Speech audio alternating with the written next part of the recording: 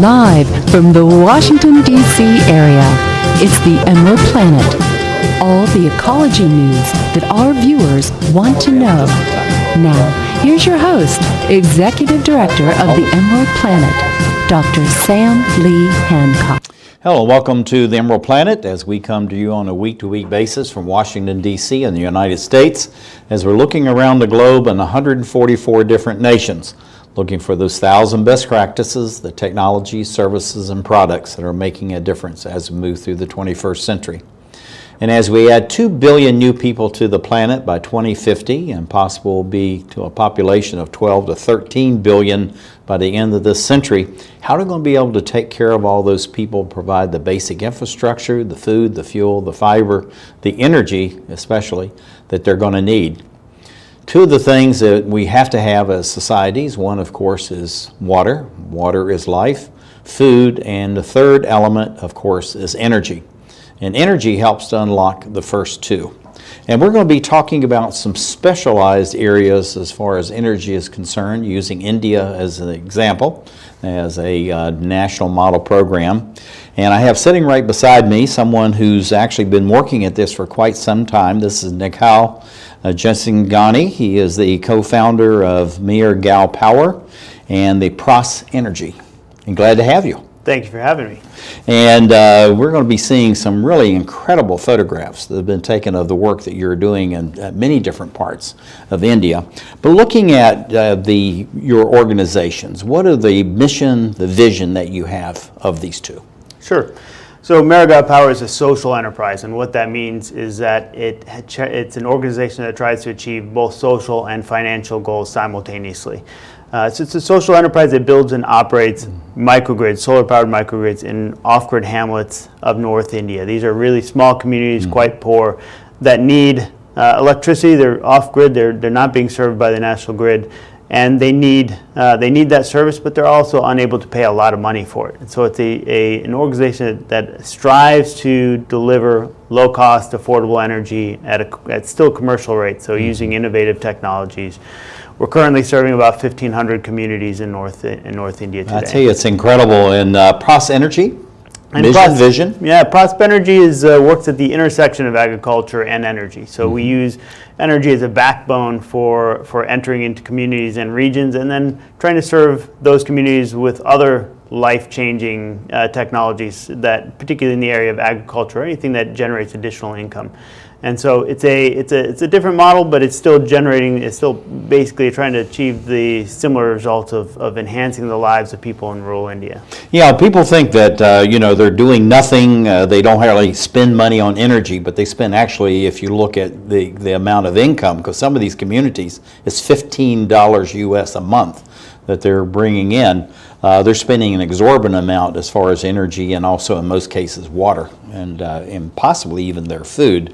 But looking at these two and how to do that, India is such a large country. Tell us a little idea of just about how large it is and the number of people, and then we'll start talking about the countryside that you're really serving.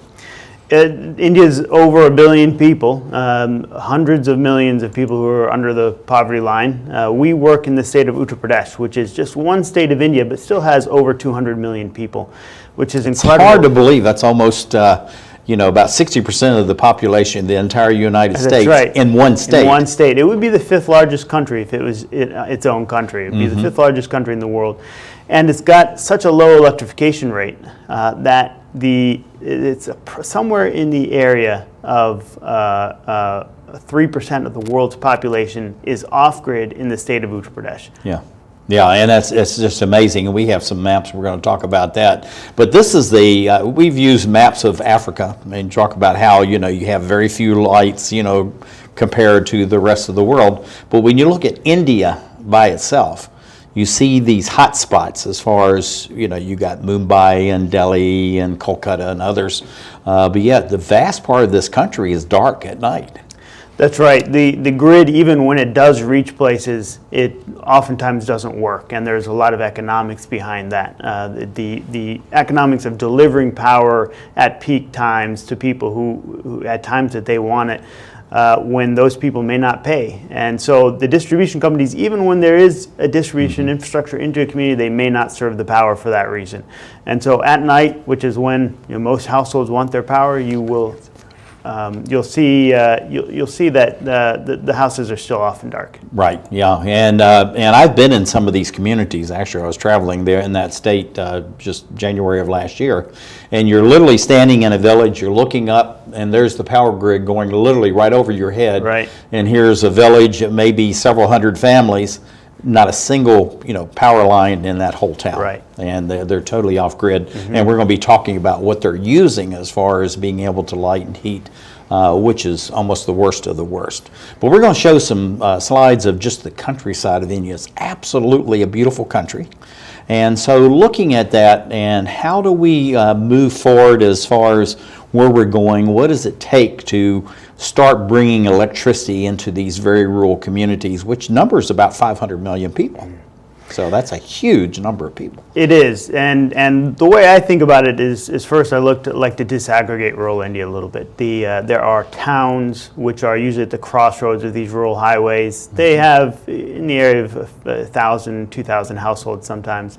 There's a lot more economic activity because of the highways. They'll start the larger size. There'll be more industry, more businesses.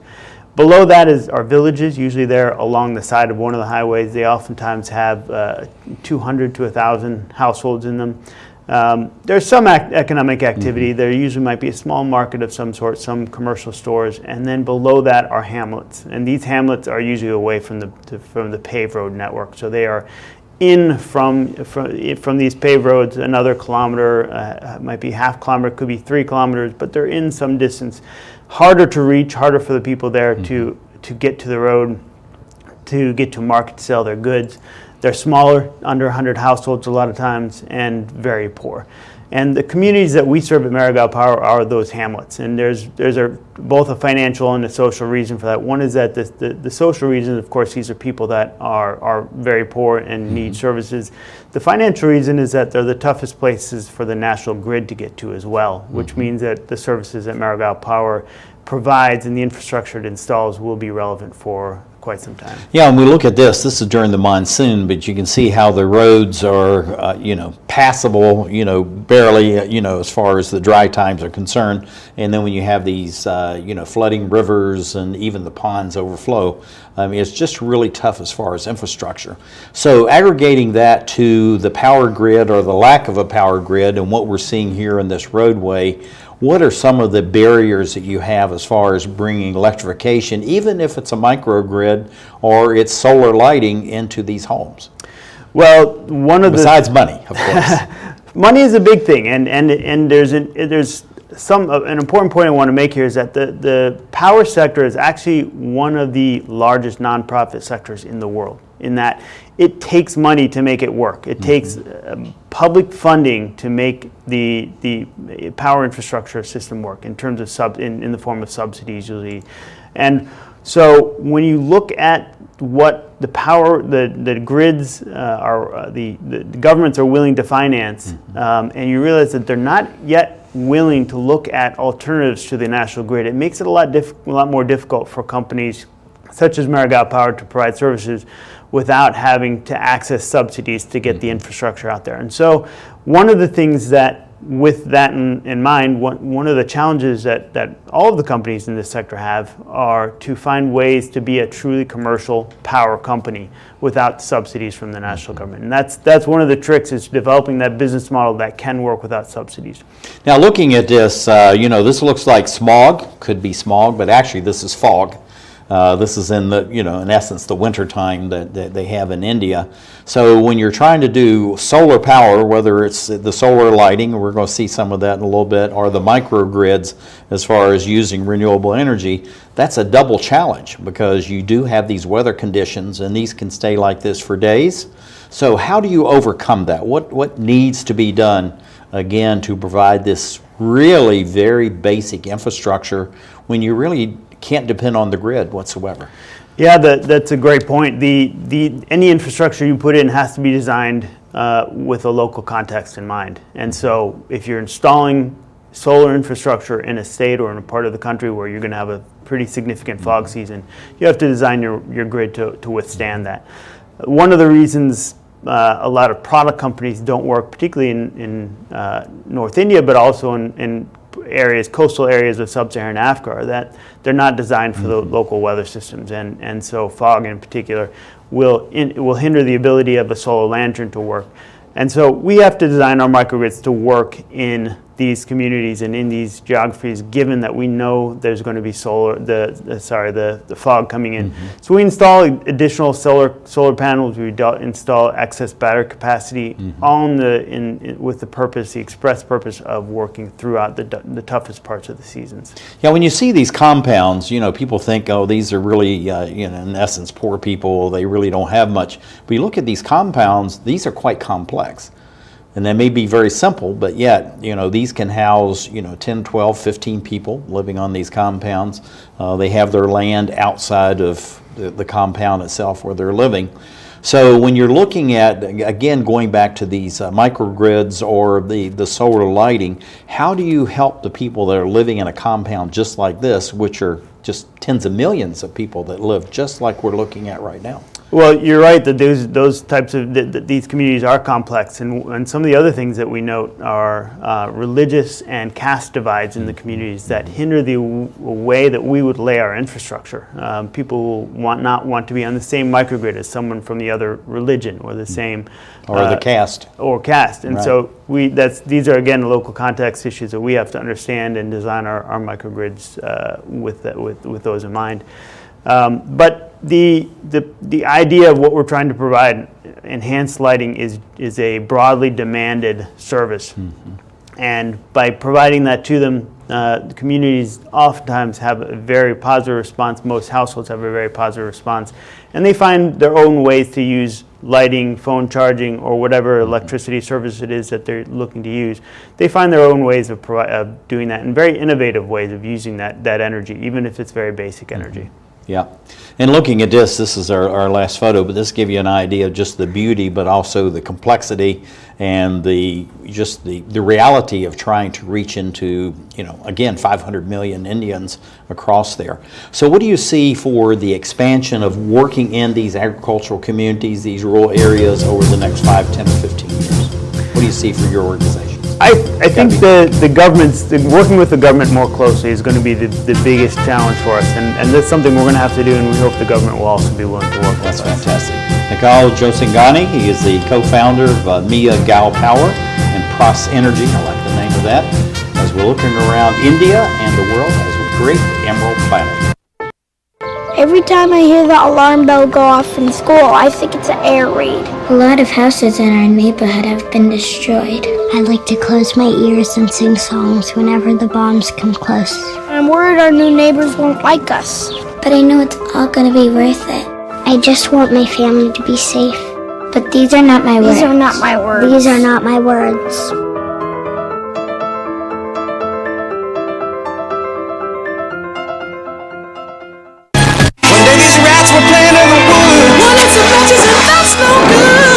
Listen to smoke before you give it a try. Only you. Don't play with matches. Don't play with fire. Cause there's nothing very funny about ripped off money. Nothing very nice on a homeless mind.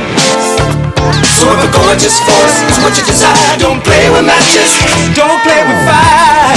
Only you can prevent wildfires. Fire. How far would you go to protect the planet? I want you to build an ark. Here we go. Okay, that's good. Oh, okay. Ow. Maybe there's another way. People! The flood is imminent! Is it too much to ask for a little precipitation? Go to fightglobalwarming.com to find out what you and your community can do to reduce global warming pollution. When it comes to saving money, What? don't act like a baby. Oh, it's like they're having their own little meeting. This is so humiliating. Be the boss I'm the boss. What the? Power nap. You were saying. and make a budget. Let's get to work. Need a little help? Stacy, read back the notes. I can't read. What's it say? Create a personalized savings plan and get other tools and tips We can share. You obviously didn't go to business school. at feedthepig.org.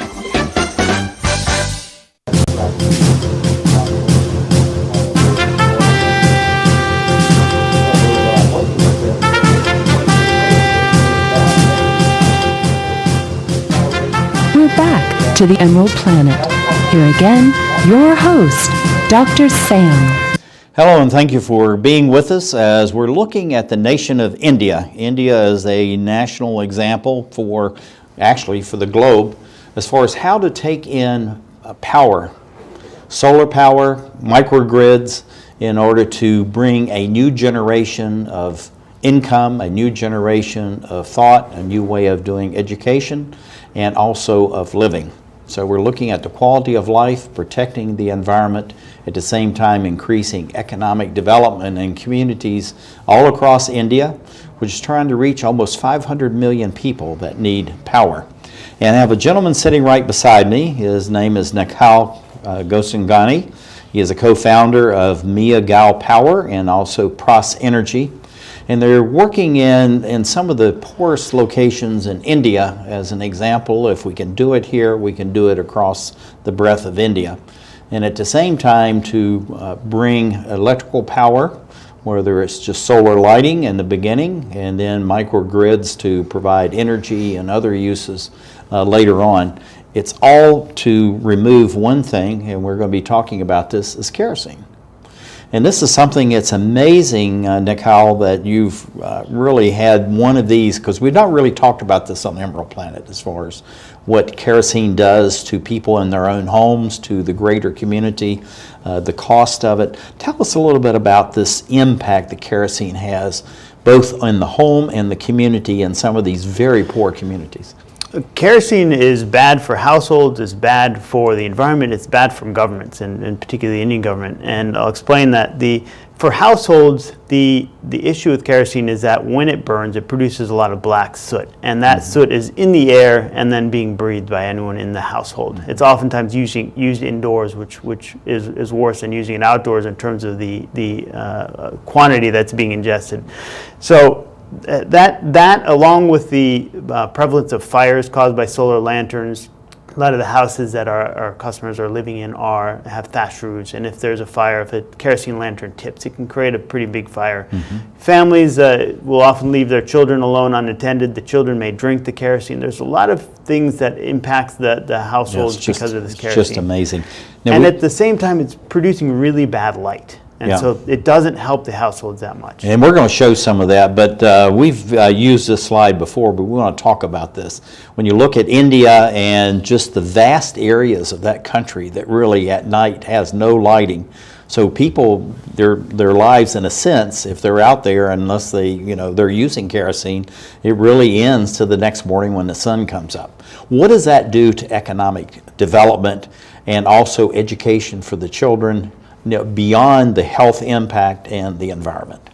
Right, and those are great questions. A lot of times families would, if they had the opportunity, engage in secondary income generating activities, which would, given that they're farmers, would be in the evenings after they've come back from their fields.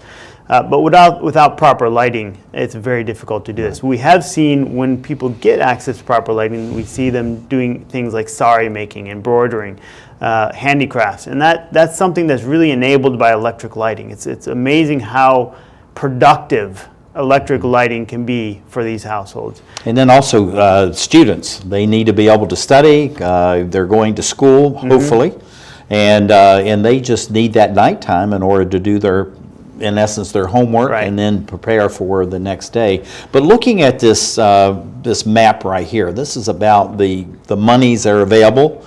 Share a little bit about what this map is all about, and what is that showing as far as the nation of India itself?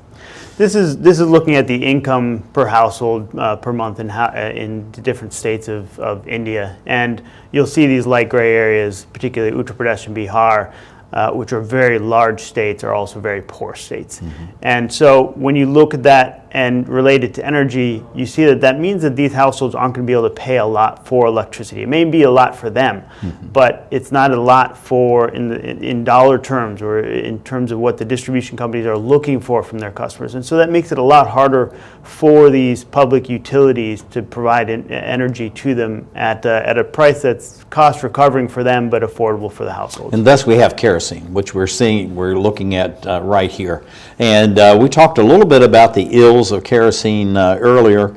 Let's just go back into that, and then we're going to actually show some photographs, in the homes where they're actually using kerosene. And that'll give a very visual message as far as, the problems with all of this. And also it's expensive. You talked about expense for the government of India. Why is it expensive for India? Well, in order for it to be cost effective or affordable for many of these rural households, the government has to subsidize it, just as they do for electricity. And so a lot of money goes into kerosene subsidies to bring it down to, it's about 70% below market value. 70% reduction. That's oh my right. Goodness. Wow. And so the states are oftentimes fighting to not provide as much subsidy. They want to offer households fewer liters of kerosene per month or lower subsidies because it's a big burden on their budgets. Money that could be used for education, could be used for healthcare or other infrastructure, but it's going into kerosene subsidies instead. And when you look at these kerosene lamps, you understand just how inefficient and ineffective they really are. And this gives you an idea of just what it is. This is a kerosene light in the middle of a room, and you basically can't see anything. That's right. You know there's somebody there, and that's about it. Yeah, I lived in an off-grid village in Nepal and had to read at night, and I would take the book this side of the lantern when I was reading, and then when I was on the other page, I had to switch it over because I couldn't see more than six inches away from that lantern. Yeah, and this is a whole family sitting around having dinner, and basically you just see there's outlines of people, and that's it. So what is happening around this kerosene light? What is happening as far as the health and the well-being of the people that are literally physically sitting right around that? Right. Well, they're only using that kerosene lantern for a few hours a night, first off, so it's not extending their day very much, and it's not doing it very well. As you said, you can barely see the other people in the room around you. It doesn't do very much in terms of allowing families to protect themselves from wild animals. Snakes in particular will come into the households at night, and you can't see them even with a kerosene lantern. So these, on top of the respiratory issues that come with the soot, there's other health and safety issues that come with having poor lighting that's simply insufficient to do the basic things that people need to do at night. Yeah, and we're looking here, as far as actually fires and all that. This is something he actually is trying to cook with, weeds or dung or what have you, because they just don't have the alternative, and kerosene is just not going to be able to do that. What is the cost as far as the family is concerned, spending on kerosene per month? Because you're saying many of these families are making $15 US or less per month. Yeah, and affordable energy is usually estimated at 3 to 5% of income, which when you're only earning $15 a month, that doesn't go a long way. Typically kerosene would be in the area of 100 rupees or $1.50 each month for their kerosene expenditures, unless they were going to have multiple lanterns operating simultaneously. But again, that's 70% subsidy from the government. That's with the So subsidy. that's really, if you add 70% onto that to the government, so the taxpayers are really subsidizing these families at a huge amount. That's right. And there are very many of these households and families, so that number multiplies by a very large population. Now, when you look at this, because these are lights here. Now, this is supposedly heating and lighting. So, how do you use kerosene as far as the heating is concerned? And can you use that to double not only the heating during the cold months, but also for cooking? We see typically probably 90% of the use of kerosene that we see is for lighting. And so the other 10% is spread. Oftentimes it will be a small kerosene stove that one will be using in a shop to produce, just to heat up tea, for example. There is a little bit of heating, but as I said, people use alternatives, local alternatives as well. A lot of biomass, both for heating and for cooking, and very prevalent. And so The same issues come with burning biomass. It's come from burning kerosene and the indoor air pollution and the environmental impact of that as well. Yeah, and what is that doing as far as the lungs of the very small children, babies, if we will, all the way up to the elderly? Because I know both ends of this are really negatively impacted as far as what they call heavy particulate matter going into the lungs. And what we're looking at here, what is this doing? Now we see this outline of a kerosene lamp actually on the wall and the black soot. Well, I'm not a doctor, but I can tell you it's not good. It's not something you want to be breathing in every night. People do end up at the doctor, at the hospital more frequently for respiratory issues, specifically because of the indoor air pollution that comes from burning biomass and from kerosene lanterns. Yeah, and also too, the whole thing about it, and this is even worse than the last photograph as far as this black soot is concerned.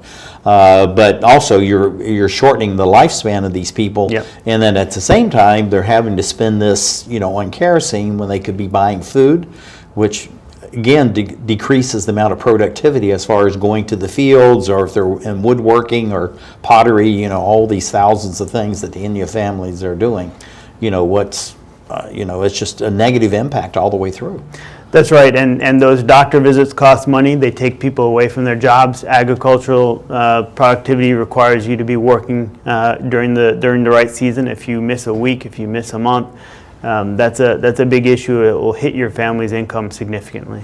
Now, one of the things, we see this woman sitting with this kerosene lamp, literally in her doorway, sitting out. But one of the things that I've learned here and also some other countries, that people in these rural areas, the greatest thing they fear is crime, because it gets very dark. People can do very bad things at night. People can't defend themselves when they don't know someone's there. So this just all factors in quality of life, not just the environment, the economic issues, but just quality of living, correct? It does. We had heard a very sad story about a lady in a village we were just electrifying the week before. She had her entire season's worth of mint that had been produced into oil, and she had it sitting in the corner of her room, and 4 feet away from her, but she had a kerosene lantern and couldn't see far enough as someone walked into her house and took it. And it was her entire season of income that was taken from her. My goodness, that's incredible. And we see there, someone trying to sit and trying to cook and all that. So looking at this as far as Mera Power and Pros Energy, what do you see getting people off of kerosene and to alternatives over the next 5, 10, or 15 years? Well, the great thing is people want the alternatives. They don't like kerosene. They know they don't like kerosene. And as long as something can come in that's cost competitive, but producing a far superior service to them, which solar lanterns, solar mini grids, solar microgrids, all of these are able to do, then they'll be willing to adopt those technologies. Yeah, I think it's fantastic. So you go to that and then try to get away from this. This is Nikhil Jaisinghani. He's the co-founder of Mera Power and Pros Energy. Thank you for sharing this with us. And thank you for being with us as we look now to the alternatives as we move to create the Emerald Planet. This is the story of a boy who was very sensitive to lights and sounds. So he built secret hiding places where nothing could get in. The boy didn't like looking people in the eye. It made him feel uncomfortable. One day, he found out he had something called autism. His family got him help. And slowly, he learned how to live with it better. Early intervention can make a lifetime of difference. Learn the signs at autismspeaks.org. What do you think you're doing, Kevin? Was just gonna drive home. There are several warning signs present that you shouldn't be driving. Like hearing voices? Like your text-to-emoji ratio? Oh man, the selfies. Selfies. Nailed it. We all have warning signs that let us know that we're probably not okay to drive. Mine is pretending to be your subconscious. Craig, come on man, let's split a ride home. Being a dad is an adventure full of special moments. A cruise? Ooh. Right. Unexpected moments. I got this. And even awkward moments. Okay, Dad, thank you. But every moment you spend with your kids, even the smallest moments, can make the biggest impact on your child's life. So take a moment to be a dad today. So, I'm kind of new here, but I've noticed a trend. My human does this funny thing where she goes around and gets all my toys, and then she hides them in that basket by the door. You know, but it's always the same basket, and it's always in the same place. And then she acts so surprised when I find them, but, you know, she's putting them in the same basket. Again. It's like, hello? That's where you put it last time. You were the worst at hide and go seek.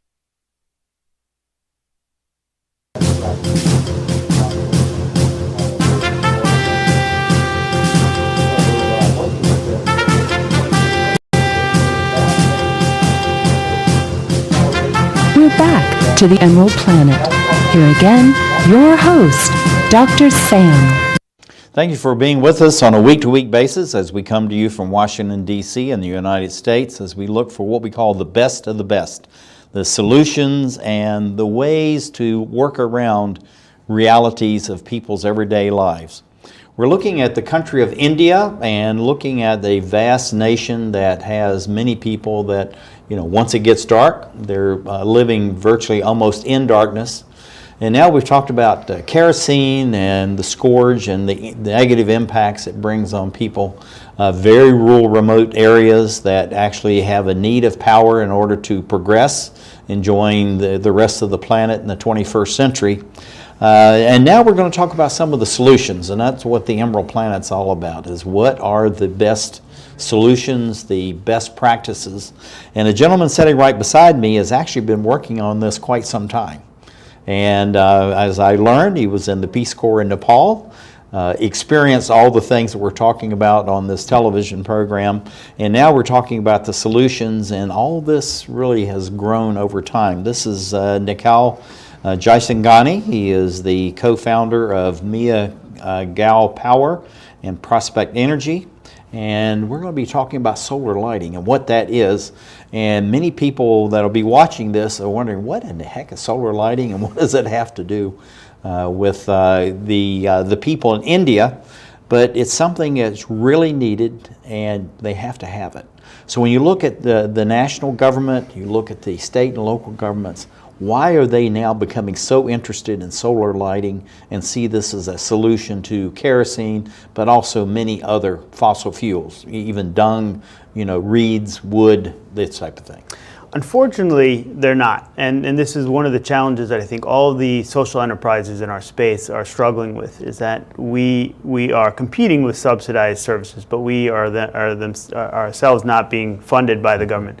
So we are privately financed, which means we are going out to impact investors, primarily investors that are looking for a return, but also looking to finance corporations that are doing good for the world.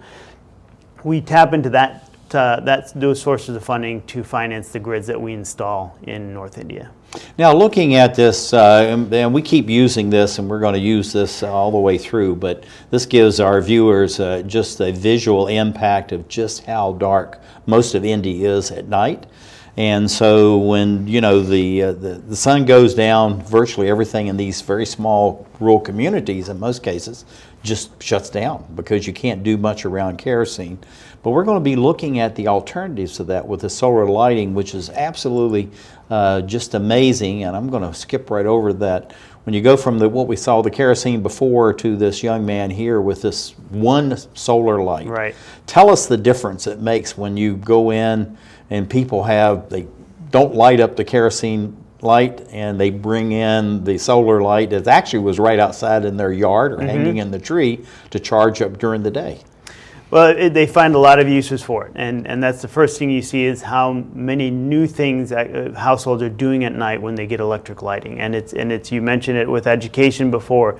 You see kids studying that weren't studying before or weren't studying very long before. You see people engaged in income-generating activities. You see people using for safety as well, shining a light on their cattle or their tractor or their bicycle to make sure that those things don't get stolen overnight. So they use it for a lot of very important things. It does change their lives dramatically. Yeah, Nina from Herndon just called in. She's asking, well, people are already paying for kerosene. They don't like it. They know it's not good for them. And so when you're looking at just this bright light here, and we'll do this with a mother-daughter sitting, you know, with a solar light. Why aren't they more willing to use these solar lights? And is it tough to get them to change, or is the fact is people eagerly want to do this, they just have to know about it? It's a cost factor more than anything. Because these families are very poor and they're receiving subsidized kerosene, when they go to buy a purely commercial transaction to buy a solar lantern or a solar home system, that represents a big cost increase for them. And these are households that don't have a lot of spare income. And so one of the reasons Mera Power went with a service-based approach instead of a product-based approach is we felt like if we could compete with the price of kerosene on a rolling basis, then from the household's perspective, it's the same financially with the superior service. They would adopt our services at higher levels. And that's exactly what we've seen, where we don't see solar lanterns in many of these rural hamlets simply because they can't afford it. They do take solar services from solar mini-grids and microgrids at very high percentage rates because it becomes very affordable for them. Now, looking at this young man here, he's sitting and, this is a house, it could be a shop or whatever. How has his life changed? I mean, the second you put in a solar light, how does someone's life change? Because it's like a whole lifetime is passing in front of their eyes just within a second of having this new light. Right, and what we see people do is they stay up much later in the evenings. They're socializing more. They're engaged in income generating activities. They're studying more. But generally, I think all of that means that dreams are more able to be realized and people are happier.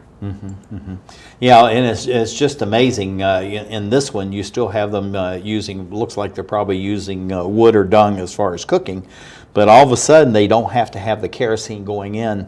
So even though you say, well, that's half a loaf, but that's a tremendous reduction if you can remove that kerosene. You don't have that black soot going in.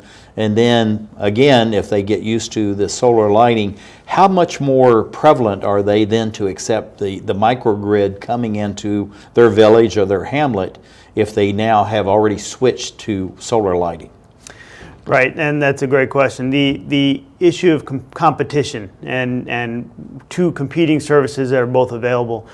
Typically, if someone is going to invest in a solar product, they'll use that solar product until it's used up and then look for the alternative. And so with a mini grid or microgrid that's being installed in a village that already has some solar home systems or solar lanterns, they'll see fewer customers early on, and that customer base will grow as those products begin to fail and have to be replaced.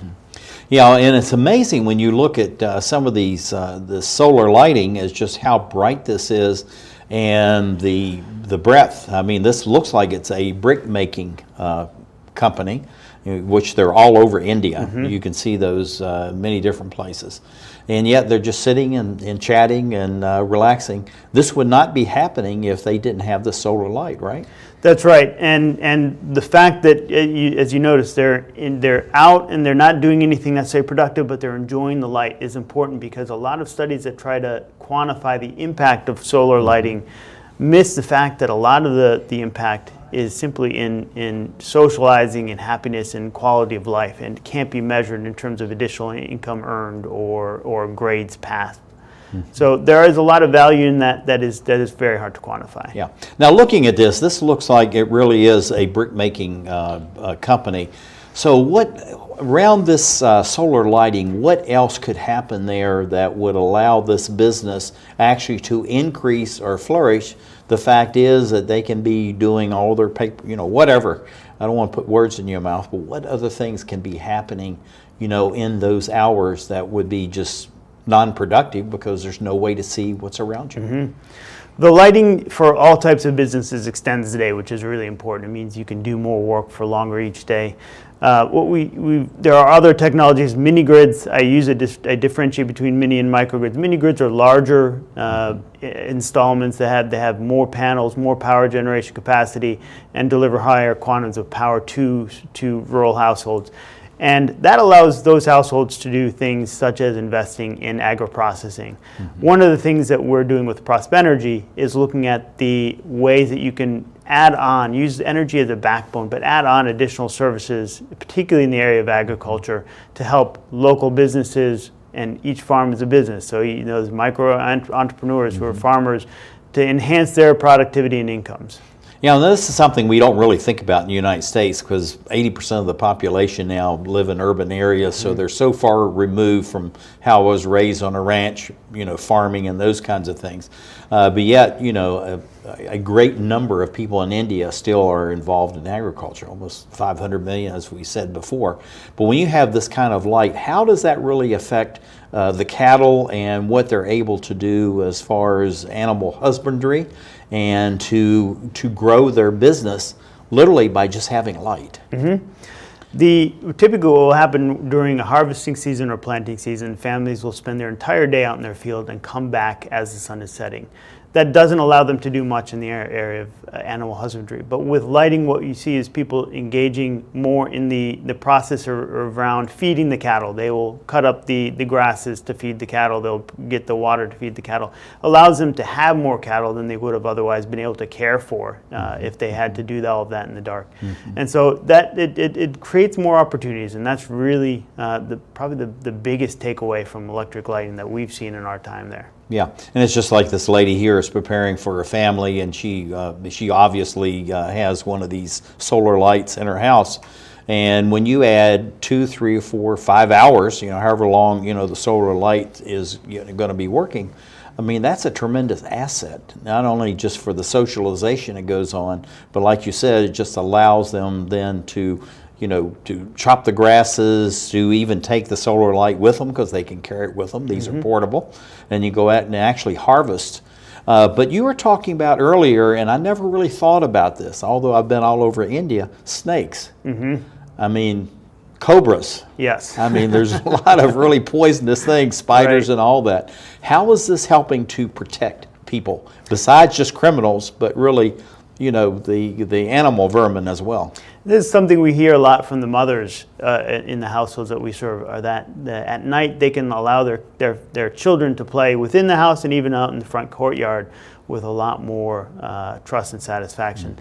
Because those snakes will even get into the house, and if you can't see them, you can't protect yourself from them, you can't protect your children from them. But with that light, you can. Yeah.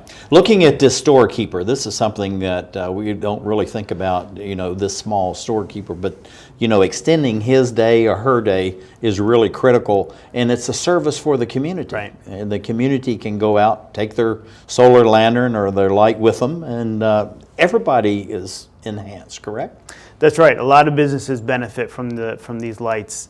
This particular entrepreneur is running his shop into later into the night, and that's good for his business. Also good for customers who are going to be out doing their agricultural activities during the day and want to be able to come back at night and still do whatever they need to do in terms of do their basic shopping. And these children sitting around and studying. What do you see for the expansion of solar lighting over the next 5, 10, or 15 years? We got to be quick. I think there's a lot of opportunities, but again, I'll say that it requires a lot more work and close work with government. So we'll see how that works out. It's fantastic. Nikhil Jaisinghani, he's with Mera Power, CrossFit Energy. That was great. Okay, so we drowned the fire, stirred it, drowned it again, and now just feel if it's cold. Yeah. Cool.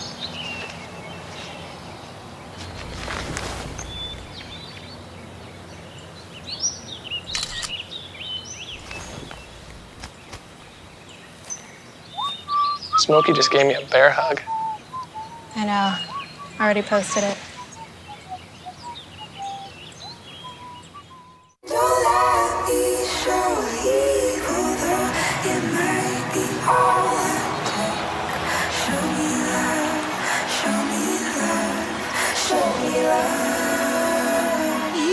I got a creak in my neck, limp in my step, cramping in my muscles every time I try to flex. But I don't wanna get on.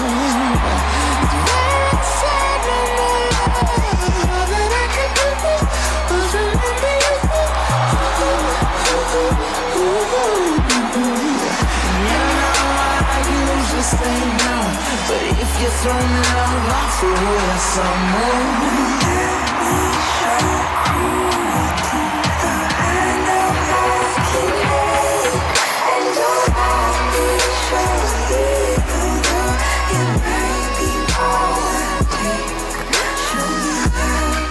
big responsibility. Oh, it's huge. I know, it's huge. And the salary.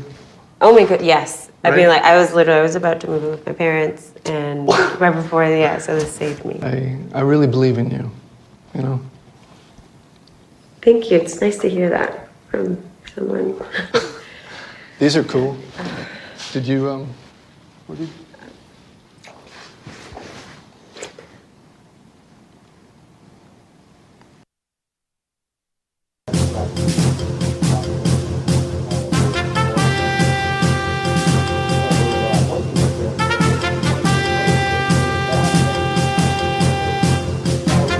We're back to the Emerald Planet. Here again, your host, Dr. Sam. Thank you for being with us on a week-to-week basis with Emerald Planet in Washington, D.C. of the United States. I'm Dr. Sam Hancock, President, Executive Director of Emerald Planet, and we have the Emerald Planet TV, which are able to share the best of the best practices, and the solutions around the globe on a week-to-week basis. And I have a gentleman sitting right beside me. It's really giving us some great insights into the nation of India and how to move beyond very polluting fossil fuels like kerosene, dung, wood, reeds, whatever it may be, into solar lighting. And also what we're getting ready to talk about right now is microgrids and maybe even mini grids. We'll throw those in, Nikhil. This is Nikhil Jaisinghani. He is the co-founder of Mera Power and also the Prosper Energy. And looking at what are microgrids and what are mini grids, the difference between those. And then we're going to talk about the national grid and why is it not really serving the vast majority of the people. Right, there's a number of terms that are being thrown out there: mini grids, microgrids, picogrids, and nanogrids, and it's important to differentiate a little bit between them. The smaller size or smaller end of the spectrum, which I like to just call microgrids, is designed. They're designed to provide very basic level of service, focusing in on what the highest priorities are for families in a particular community and serving those high priority elements. Whereas mini grids tend to be a little larger, offering more unlimited power levels at a higher cost, but offering more of an opportunity for families to move up. And they are meaningful and relevant for different types of communities. I talked about towns, villages, and hamlets. The ability to move up that energy ladder depends on how much money you have, and if you don't have enough money to invest in the appliances, the idea of a mini grid doesn't make as much sense. But if you do, then mini grids make a lot more sense. So those larger grids make more sense in towns and sometimes in villages, but the microgrids make a lot of sense in hamlets. Yeah, we've used this slide before, if we can go back to that, as far as just how dark it is in the evening time across India, and how you extend the impact on the environment to remove just harsh fossil fuels out of the air and the soil and the water, allow people to have longer days so that they can be more productive, the children can study, allowing to reduce criminal activity because of safety. But looking at this right here, this gives an idea of going to solar power and using these micro mini grids. What does this map really mean as far as the Indians themselves are concerned, and how do we need to think about what technologies actually that will be adopted so that it has the greatest impact but also is more cost effective? Right, this map tells us about potential basically, and it shows that there is a lot of sun in a lot of parts of India. And so when you have a lot of sun, you can harness that energy and use it locally. The great thing about solar panels is they can be installed just about anywhere. So you can find a community and you don't have to connect it to the grid. You don't have to run distribution lines kilometers in any one direction. You don't have to install a transformer, and you can put the generation at the source of consumption.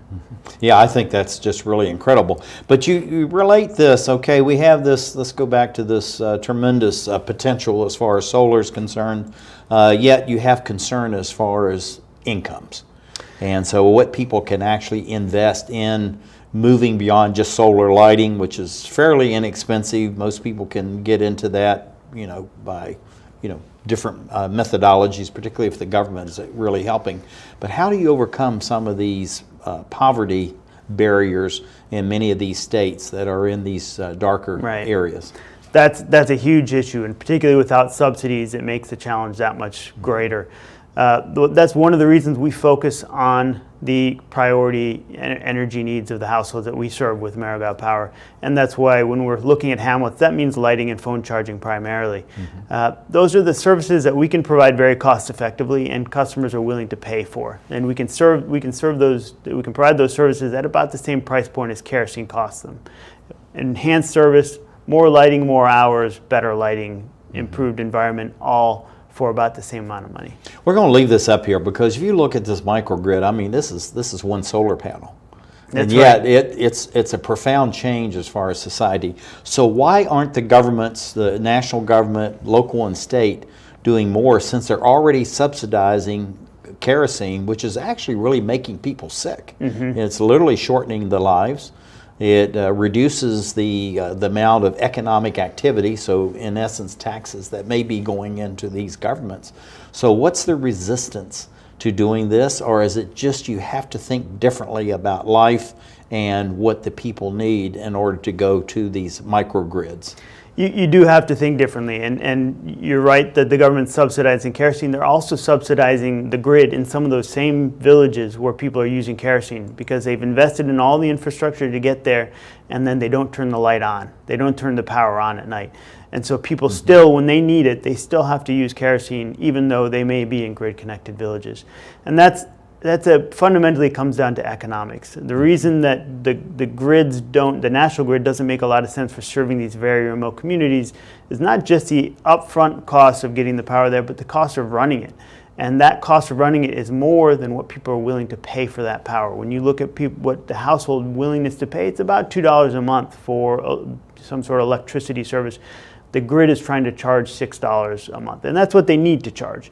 But you have a big gap between what people want to pay and what people should be paying, and either the distribution company has to be underfunded, which underfunded utilities tend to provide very poor service, or the service is too expensive and people don't subscribe to the grid and get service. Without finding an alternative, you're in a kind of a trap.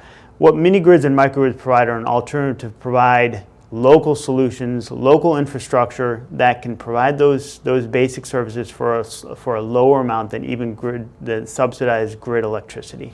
Now you're looking at this, and you got we'll keep using this this number, about 500 million people that really need access to low cost, consistent, and efficient electricity in order to enhance every aspect of their lives. Yet you have a very youthful population. There's a lot of unemployment, and yet here right now you're looking in these very small villages where you could actually be training people in how to put in these microgrids to maintain them, and it's nothing to do with the national grid. These would be all local jobs. These would be very green jobs. So why isn't the government looking at the fact is that we're investing in human capital at the same time we're making the quality of life much higher for our people? How do we balance that? The question of how is a great one, and one I can't answer. I haven't yet been able to get the government to come to our share to share our perspective on that. But rural employment is huge. We're a small organization and hire 100 people from these same rural communities, and we have them doing things like microgrid construction and repair and maintenance. And these are people who may not have passed high school. They don't have any particular degrees, but they can be trained and they can be great resources for microgrid companies. Just like this gentleman here is actually installing a solar panel, and he's productive, he's happy, and he's bringing real good into the community. But you look at this juxtaposition of these brand new solar panels with these thatch roofs. What is this really doing in these societies when you start bringing these new advanced technologies into these very classical communities that could be like this 1,000 years ago? Right. Well, it is changing life fundamentally at night. Particularly, it's changing life. There's a lot of pride within the village that they have solar panels installed in their community, and they have electric light being provided to them. They love the fact, and we love the fact, that when the national grid goes down, our mini grids are still up, our microgrids are still up. And so that dependability is important as well, and very meaningful to the customers that we serve. Yeah, and again, looking at local employment, putting in these, I mean, when you say micro, these really are small systems. And but what services are being actually provided, through these 2 solar panels to each of these families? What are they actually getting, and what can they use? What can they run? So with a microgrid, 2 panels are enough to serve about 30 households, which is pretty amazing. That small solar installation. Yeah. But it comes at a cost, which is that there isn't a lot of power coming from that, and so you have to use it only for those priority services. We provide lighting and phone charging through that. Now, what is interesting is we've talked a lot about what lighting provides for these households, but the phone charging is really important for them as well. And the phone is not a means of communication. The phone is simply the cheapest multimedia device available in the market. So when you're out in the field and you want to listen to music, you listen to it on your phone. When you're at home and you want to watch a movie, you watch it on your phone. While it's smaller than a television, it's still a way to get your entertainment, and so that changes their lives as well. It can also provide a means to information. If for farmers who want to know about weather, a charged phone will help you get information better than an uncharged phone. Yeah, and the whole thing about that too is that they know what the value is going to be for their maize, for the rice, for their vegetables, whatever it is. It really connects them with the greater world. I've been in some of these communities, and they could tell me what was going on the Chicago Mercantile market, the provisional, the hog bellies and all these other kinds of things, and they just loved it. They really felt like they were connected to the world. Access to information is very important, particularly for farmers. Yeah. And looking at this now, I was asking you about this box, what this is all about. But this is actually storage for the batteries. Why are batteries so important? And we're almost running out of time. I got 1 or 2 more questions. Sure. Why are batteries so important? Battery is important because you generate power during the day, but people want the power at night. And so you have to have a way to store it for those few hours in between the point of generation and the point of use. The great thing about only having 2 solar panels in a community means you only have to have 2 batteries as well. And so they can be tucked away into corners. This is a small battery cabinet, but it's large enough to hold the battery bank for that community. Yeah. Well, what are these, and we're going to go out with this question, what are these young eyes seeing as far as these 2 solar panels in front of them, and what changes is this making in their lives that they could never realize if they didn't have these 2 solar panels? Well, I think for the children in particular, it is safety and it's education, and that's safety and education. Safety and education. Those are the 2 things that they're going to have from now on that they didn't have before. Yeah, and I guess the other about that would be communications. Yeah, this is just absolutely amazing. Nikhil, Jaisinghani, thank you for being with us. Thank you very much for having me. Absolutely fantastic job. This is really interesting about India, a country that I love. Thank you, dear viewers, for being with us as we look around the globe. You do great.